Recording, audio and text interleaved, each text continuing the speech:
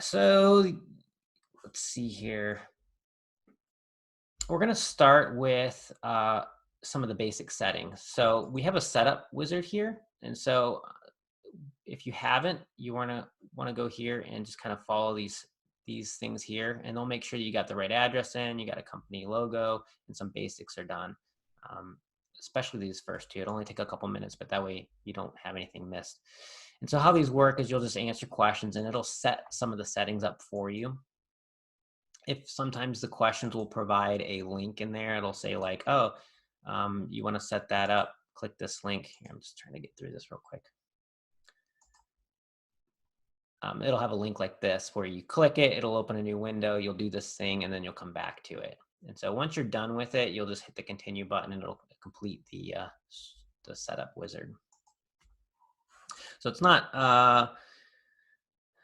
complete. It doesn't have every single thing in here, but we're trying to get some of the basics done. You can also get to those basic settings here by going to like account preferences and making sure you've got like a logo. This is one that gets missed a lot. And so we'll use that logo that you upload to be on the top of your quote pages the customer sees and things like that. So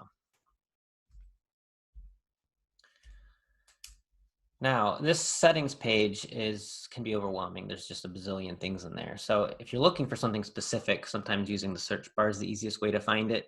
Um, and like I said, if you're just trying to follow, like I need to just use the basic things to start with the setup wizard. Okay, so next I want to talk just a little bit about inventory, since this is usually one of the first things you'll end up working on. And so we have a couple example items loaded into your account already. And so if you have items that are similar to like the tents or the popcorn machine, you can just edit those and adjust them as you needed, adjust the price and the name or whatever.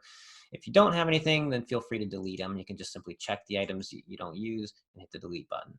Now, if they're linked to an event on the leads events tab, they'll just become inactive. So that's okay. If they're not linked to anything, hitting the delete button will just get rid of them. So you don't have to worry about that. So there's two basic kinds of inventory things. So there's accessories and then there's the main rental item. And so if you want to set up accessories, you can do that by going here. So for example, a popcorn machine, you're going to want to have the number of servings that they can select, or a snow cone machine, you're going to have the different flavors. And so sometimes it's easier to set those up first. So if we're going to set up, let's say a popcorn machine, we would come in here first to the accessory and say number of servings. We'll make it unlimited, and you might add a picture here. And let's say we charge, I don't know, 50 cents per serving. And so here you can set the pricing based on all kinds of different parameters. But since this is a flat fee, we'll just set it to 50 cents until the end of time. Okay, and then we want to then add the popcorn machine itself. So as you start typing here, you'll see it pops up. And if you've got one of these that we've got loaded in here, you can simply click it and it'll load. If you don't, you can just ignore it and go to the next thing here and just keep filling it out. But this will help. It'll load in a picture and thing and packing lists and stuff like that. So let's say we've got two of these. And it's a very basic information you need is the name, the quantity, the category, set these to concession, a picture, and then the price. So from here, we'll say this is $180 every day. And if you want to price it by 4-hour price or 8-hour price, you can do that by just changing these drop downs around. And after 4 hours, what's the price, etc. So we'll just leave it for now as every day. Okay, so that's the very basics, but we need to link those accessories up. So in order to do that, you have to hit this show advanced options, and you'll see we get a whole bunch of other settings on here that we can do.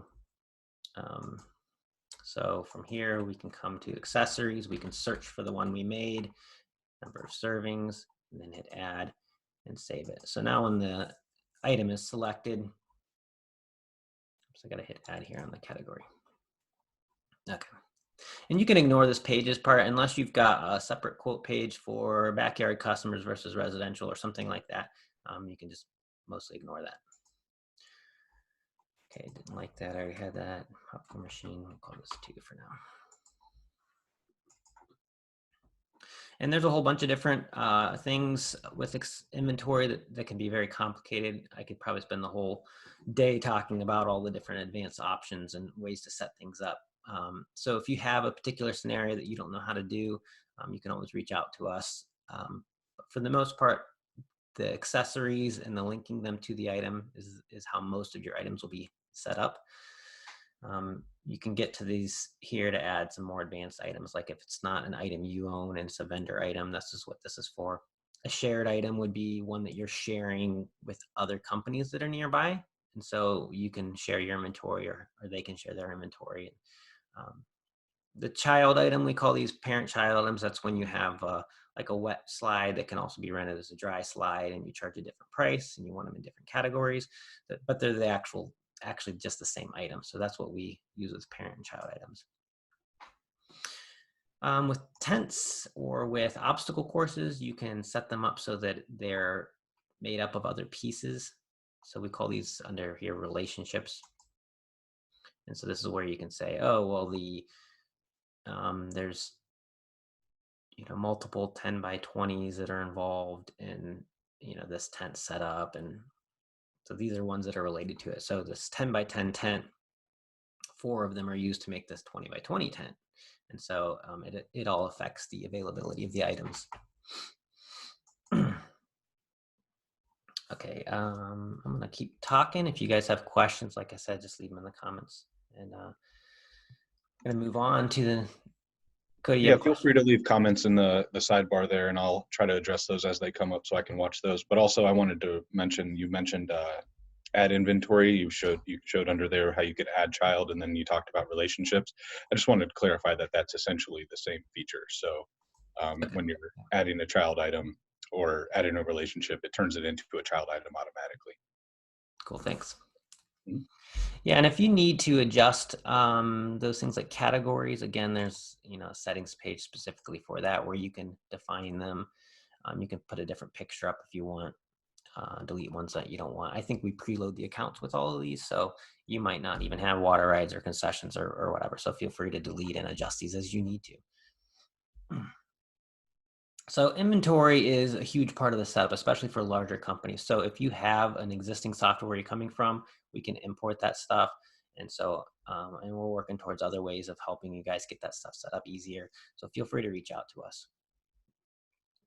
One of the next things that you're gonna wanna do to set up is emails. So we have 2 types of emails. We have alerts. These are, for the most part, ones that are sent to you to notify you of things customers are doing. Like if they auto book an event, or if they make a payment, sign a contract, whatever it is you want, this is the area that you can control that in. So most likely you're going to want to turn them all on. And so you can just turn them off as you get annoyed or don't need them, but you just come in and hit mark it as active and hit save. You don't need to put an email address in as long as you're okay with it going to your company email that you have set up here under account preferences. But if you want it to go to an additional email or a different one or something like that, you can do that. Sales rep, this is really if you're just using our workers add-on and you've got alerts that you want to go to this particular sales rep for that event. So like I said, most of the alerts are going to you or to a worker. The only exception here is this wind alert. It can go to a customer. And the main thing here with these alerts is you can't customize them. So they're just how we've designed them. So we have a whole nother section called Email Center, and primarily these are ones that go to your customers, and you can customize any of these. There are a few that can be sent out to workers or vendors based on different things. Like I think we have a couple here for notifying workers about their upcoming shift and stuff like that. And again, that's part of our workers add-on. But what you're going to want to do is you're going to need to come in here and turn on automatic emails. And so we have a couple different kinds here. We have manual emails, like this customer contract one. This is one you're going to use a lot. And it just simply sends a link to the customer saying, hey, you need to sign and pay for your event. And we have these things here, which we call variables, but they'll replace them with the specific details. But if you wanted to personalize this one some, you can add your own variable here, and you can say, hey, CT first name. So this will say, dear Chris, please sign this, right? If you want to know the list of variables here, you can hit help info. We got a link here that'll show you what all the variables are. And you can use the asterisks or the percent signs. So here's an example of what I was trying to do. Customer first name, Beth would be what it prints out. You can test any of these by putting your email in here and hit send a test to make sure it looks good. You're going to want to do that before you save things. But for the most part, what you're going to want to do is for most of these auto emails going to the customer, they all start with customer dash and they'll say type automatic. And you can even filter over here and say, I just want to see the automatic ones. You're going to want to come through and turn them all on. The only exception is probably event reminders 2 and 3. You most likely only need one to go out. And this will just remind them about details before you guys show up. One of the most important emails that you're going to want to turn on, automatic ones, is the yearly reminder. So this is a way to get people that booked with you last year to book again. We also have one called, I believe it's recent quote customer created. And this is a good one that can go out a day later if they haven't booked or you haven't upgraded their event. This one can send out and try to get them to increase the booking. So feel free to tweak these things as you need to. If you need some help, let us know. You can also send, so like I said, there's automatic email and there's manual emails. So the manual ones are ones you'll send out on leads as you're working with them, but you can still customize that template in here. So the main ones you'll be using for manual emails are probably the, let me filter here to see, type manual. Customer contract and customer quote. So these are ones that a lot of companies will use. So you might want to tweak those a little bit. You can also send newsletters through here. And so this is a great time of the year to actually set up all your newsletters for the coming year. So you could say, let's get a 4th of July special email going on, start sending it out at the beginning of June. And so what you can do here is you can say category, newsletter. This is the start sending date. Let me collapse this here. I'm going to start sending it in June. And, give it a name, 4th of July newsletter. And then, specials for the 4th, right? And what I would recommend doing is, if you're not good at writing emails and coming up with designs, is hire someone who is good at it to design one of them for you. And then you can use that design for all your other newsletter templates. And so the main thing is you want to make sure that you've got some pictures of like new inventory you've got or whatever, and then you want to have a link where they can get to either to your website or to your quote form where they can get bookings. So if you're going to use your website, you just type it in and make sure you hyperlink it. So you might say, see our latest specials, right? And then you can highlight it and hit this link button, and then you can put your URL to your website in here. And again, always test these before you send it. And another thing that's really important with newsletters is that once you hit the active button, it'll start sending your whole customer database, depending on the date here. So you don't want to activate it until you finish designing it. So yeah, I would recommend spending the winter to set some of these up now. That was the basics I wanted to go over with those emails. And then one more area that's important to look at is what we call pages. So I mentioned this a little bit on the inventory page. But these pages are what your customers see. So you can come in here and you can edit, customize them. So we call these, there's kind of a workflow, right? When a customer first comes to your website, they're going to see the quote request, right? This is the form they fill out with their name and the items they're interested in. Once they submit that, they'll get presented with a quote confirm form. And this is what just kind of makes sure that everything's correct. And from here, they have the book now button. If they hit that, they go to the contract page, and this is where they can sign it and pay. And so if you want to look at those or edit those, you click on it. You can see the form. This link here will take you to it, so you can see what it'll look like. And obviously, the integration of this really just depends on how you're wanting us to integrate. We can simply add a book now button to your website, your existing site. that will take them to the form that'll look something like this. If you do our full WordPress integration, you know, and you got the cart integrated here, they can, you know, come to the pages and add it to the cart, and it'll be a different look like this. And here, when they check out, you know, it'll look more like this, where they can confirm the items and enter their info.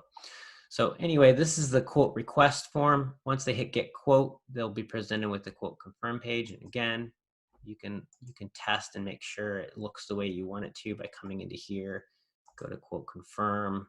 It'll show you kind of the design here, but it's always a good idea to just verify by clicking the link and making sure it looks good. So we have the contract page as well, and this is the one that is designed for loading in the contract and allowing them to sign and pay.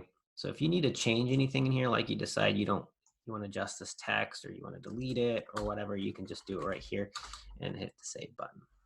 We also save revisions too, so if you break something, you can roll back. Again, this stuff can be hard to do. If you need help, reach out to support. If you decided you wanted to keep your things up to date to the latest version of templates that we use and forego any changes you've made, that's what this page auto update is for, and it'll just always keep it up to date whenever we make changes to that default template. There's a number of other things in here that are unrelated to those quote forms that I mentioned. It's just ways that you can customize other parts of the software. If there's a certain pop-up or something that you want to adjust the text for, that's what these other things are for. Otherwise, you can ignore them for now. So let's talk about the leads page. This is the one you're going to be using the most and using it every day. So all the other stuff is kind of just a one-time setup process.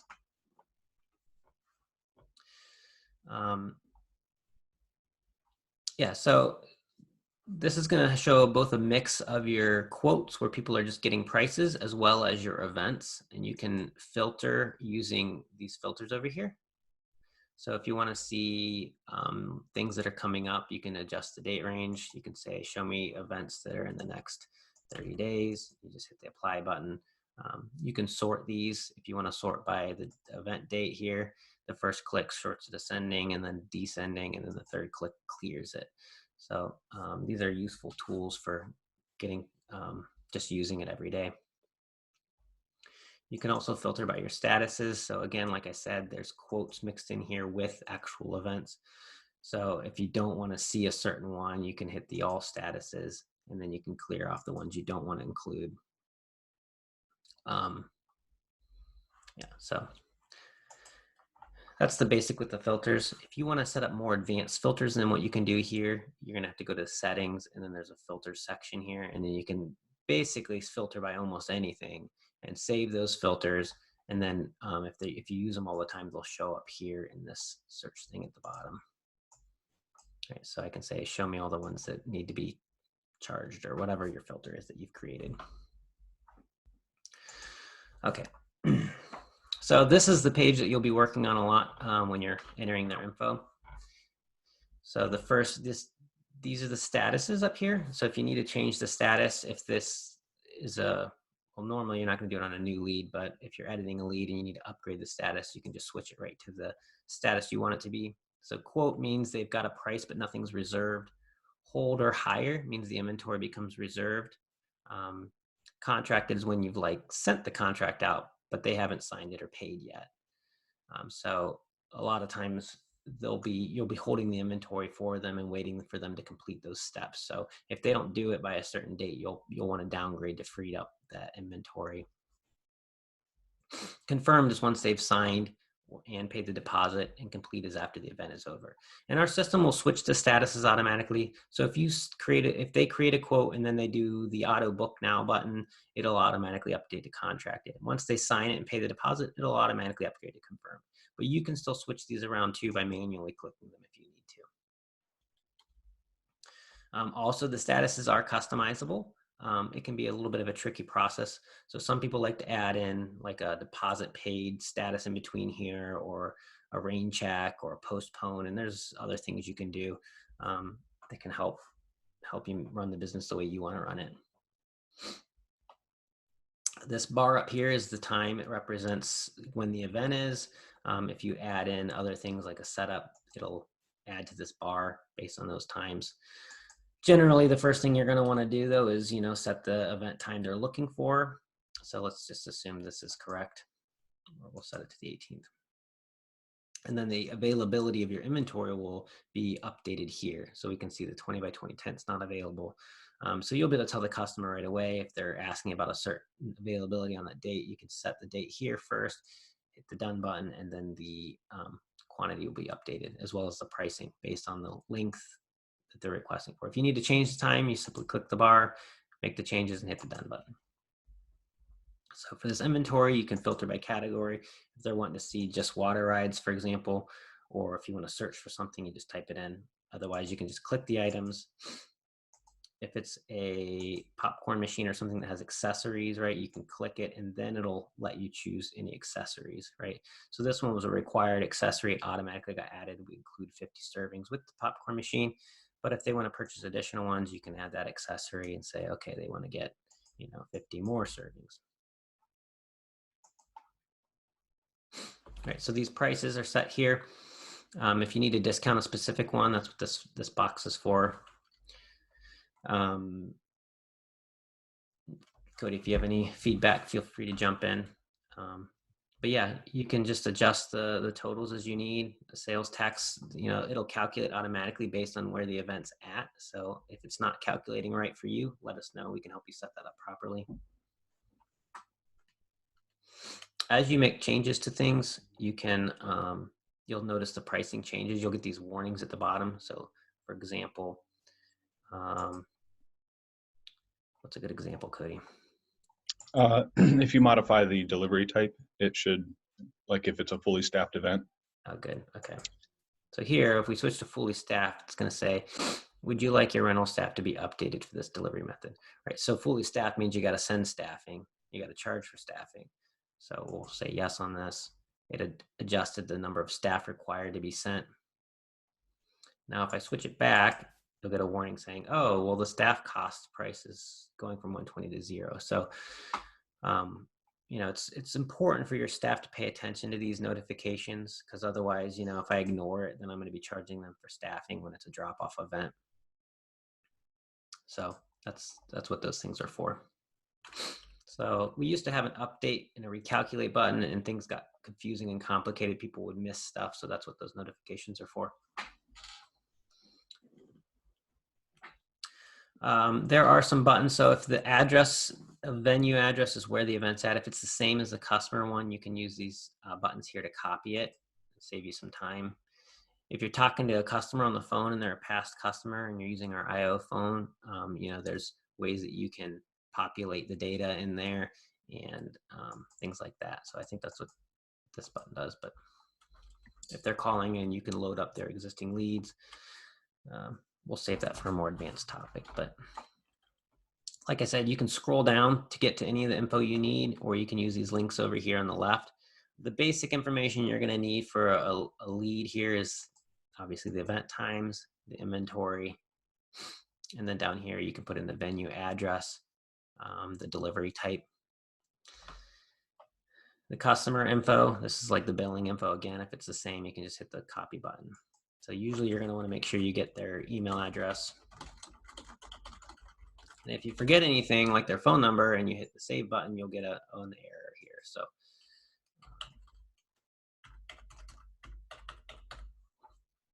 if you have additional phone numbers, you can add them here. If you have multiple contacts, you can now add them here as well. So you hit this.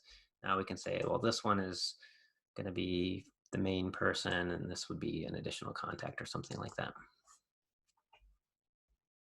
So generally, when you're making a new quote, that's probably all you have to do. You can hit save, and it'll save all the info. If you have, I forgot the customer name here, Jim Smith. The other sections on here, like contract and stuff, we'll get into here in a minute. So yeah, you'll get a lot of these notifications, and so you can just hit OK on most of them. But if you're changing stuff that can affect pricing, some of those we'll have to pay more attention to. So I hit save and it's left the lead open. If you change this to save and close, that'll become the new default for you whenever you're working on leads. And so just be aware that if you prefer it to stay open or not, you can kind of configure that here. So if you want to see how all those details look to the customer, this button here shows you the quote confirmation page that we talked about earlier. If you hit it, it'll open a new tab. You'll be able to kind of confirm that everything looks correct and good before you send it off to the customer. So, okay, let's say everything looks good. Now I want to email them. There's going to be this, either the email button here or up here. They kind of do the same thing. This one will open that. So from here, you can say, okay, let's email them that quote. So customer, there's supposed to be one here called quote, but I think it's turned off on this account. We'll say customer invoice for now. And so you can take a look at it. Again, make sure it looks correct before you send it. You're obviously not going to want to text something huge, but you can text as well. So usually if it's a really short note, that would be ideal. Otherwise, it's going to have issues. Since you're at a little pausing point here, Joel, can you talk about what would happen if you wanted to change the price for a customer rather than using their default price? We had Don ask if you could change it for like a free event, or if you could change the pricing up at the top. Change this price for a specific customer? What do you mean? Just that item there that you're working on, the lead, if you could change any of the pricing that loaded in. Oh yeah, so these are all the default prices, right, that you set up. But if a certain customer, if you want to do a discount, you can type it here, and then it keeps track of what the original price was and the discounted price. But of course, you can always just change it over here and say, okay, we're going to give them a deal and only charge. Oops. And then if you wanted the whole event to be free or discounted, you could go down.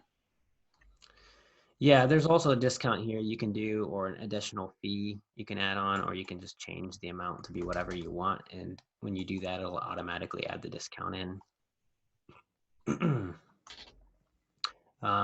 Yeah, if you want to add a fee, if they decide, okay, I'm going to do a damage waiver or something, you can always just type the stuff in.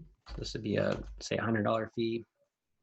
You can also configure this to automatically happen and stuff. So again, I'd reach out if you want to always use this. Same thing with specials and coupons. There's all kinds of things you can automate with our system. If you always want to make it so they get a discount if they run a concession machine with an inflatable, things like that, we can help you set that stuff up. Same thing on distance charges. Distance charges, we actually calculate the driving distance from your warehouse to the event. We can automatically configure that to charge whatever rate you want. And so again, you can set these things up here. Like the distance charges can be set here. Those promotions and fees I talked about can be set here. If you're having trouble with those, that's what our support team's here for. Hopefully that made sense. You can take payments here. I didn't go over that, but you hit show payments. Also same thing, if you hit it on here on the left sidebar, it'll take you over to the payment section. So we integrate with several different merchant providers. If you're doing less than probably 100,000 in credit card a year, I would recommend you go with Square, just to keep things simple and you don't have to worry about monthly fees. If you're doing more than 100,000 in credit cards a year, you'll save money and get better features by using a real merchant account. Again, you can configure those and see what we're compatible with here under merchant services. And then that'll allow you to charge cards right on the screen, or the customer can take payments on that contract page. Also, you can just manually type something in too. If they paid you with cash or check, you can say, okay, I got a $150 check on this date. You can just add it that way. So the typical process though is first they get a quote, you create it. Either way, if they filled it out on your website, they'll just show up in that leads page that I was showing you earlier, or you can create it or adjust it. So typically you'll create the lead, you'll set the items and the price, and then you'll send that quote email to the customer. So once they get the email, they can either upgrade it. They'll click that link that'll take them over to that quote confirm page here.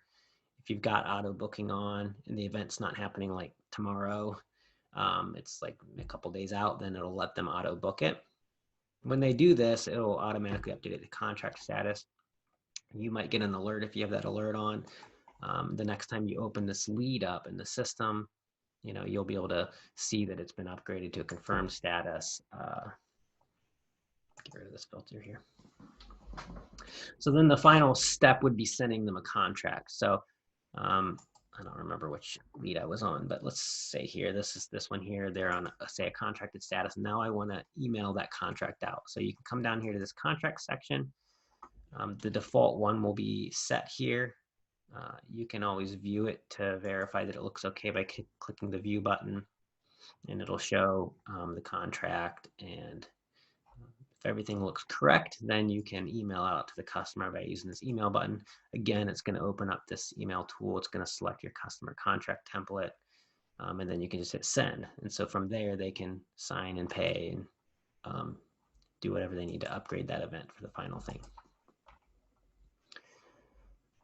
That's the basics. So again, you can see the quote here. You can see the contract page here. These are like shortcut links. Once the event's in confirmed status and stuff, it'll be useful for you to see the packing list. So you can see the packing list per event here by just opening it up. If you need to bulk print stuff, if you want to see your weekend of events, you can either set the date range here. Let's say, oops. I don't know what my date here. I got some stuff on January 18th, so we'll just pretend this is our weekend. Hit apply. I also only want to see confirmed events. So here's all my events for this particular weekend. If I want to bulk print here, I can check them all, and I can either print them if we want to see a packing list or something. I believe you can do that through here. I'm at a loss here. Cody, do you know where you can bulk print the packing list?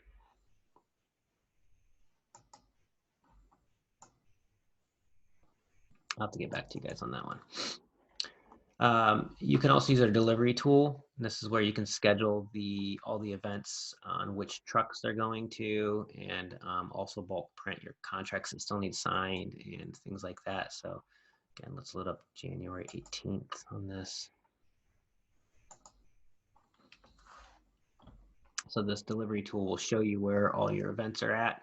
The purple one's your warehouse. These other ones are all the events.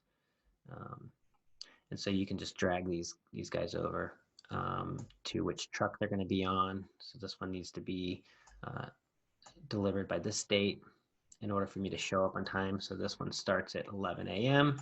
So if I leave the warehouse at 9, I arrive at the event at 9:30, I set up, I'm done by 11, this is when the event starts. So you can drag these over, or you can use our auto load button. We'll do that for you. Once you save your schedule for your deliveries, then you'll be able to bulk print a lot of those things like I was mentioning earlier here with this print button. So that was about all I had covered or planned for today on the basics of things, just to kind of get you an intro on what you need to do to get set up and how to use the basics of the lead system, which you'll be using every day.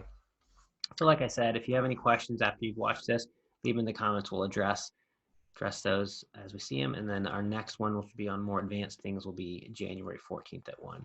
If you have additional questions, you can always meet with us individually, and we can talk about how to set it up for your company. So anything to add, Cody? Yeah, we just had one more question that I'll answer. You talked about delivery and that schedule and the travel time.